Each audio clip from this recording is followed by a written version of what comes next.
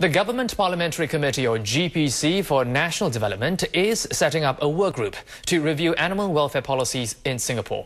GPC member Yeo Guat Kwang said this on the sidelines of an animal welfare forum today. Chu Yitan reports. This forum in Chong Pang Estate is becoming an annual affair for animal lovers. It's part of the growing feedback on animal issues that's moved the Parliamentary Committee into action.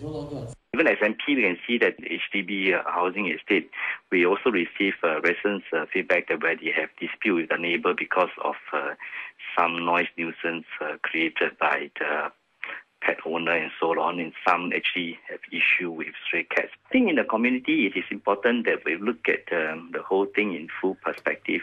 So it's important that we involve all stakeholders, not just only the animal welfare group. Mr. Yeo said town councils and pet traders should be included in the discussion to effectively address pet abandonment and strays, for example.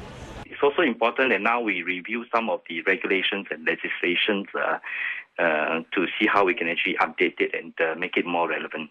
At the GPC level, I think we are able to do a better coordination, bringing all the relevant agencies and stakeholders together for a more constructive discussion moving forward.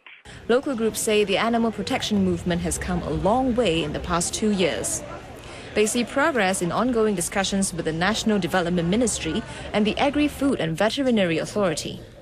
Now, Bear, that's its transient name, was rescued from the streets about 3 weeks ago.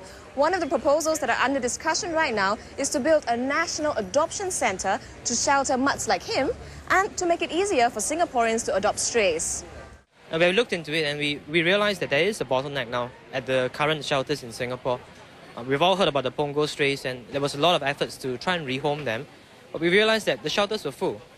Apart from relieving the space crunch, animal groups say a dedicated centre will also push adoption rates up for Singapore's stray dogs and cats.